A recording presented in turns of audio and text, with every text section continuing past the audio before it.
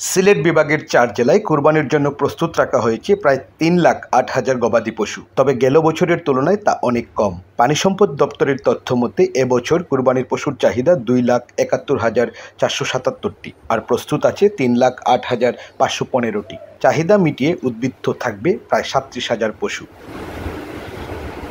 এলএমই certified বিশ্বসেরা কপারে তৈরি Walton cables, যা আপনার স্থাপনাকে রাখবে সব সময় নিরাপদ। স্থানীয় খামারিরা বলছেন পশু খাদ্যের দাম বেড়ে যাওয়ায় উৎপাদন ব্যয় বেড়েছে 30 থেকে 40% পর্যন্ত। এতে উৎপাদনে আগ্রহ হারাচ্ছেন অনেকে। কোনো মেডিসিন ব্যবহার করে না, এগুলো সব দেশি খাদ্য।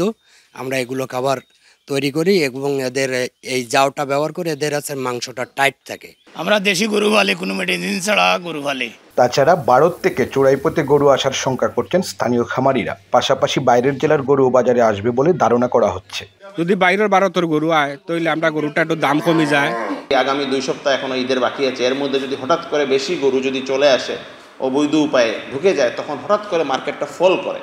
এই ফল করলেই তখন এই ছোটো ছোটো খামারি যারা বা আমরা যারা করছি, আমাদেরও যারা প্রজেক্ট করছি বিভিন্ন জায়গায়, তারাও কিন্তু আমরা তখন মাইটটা খেয়ে যাই।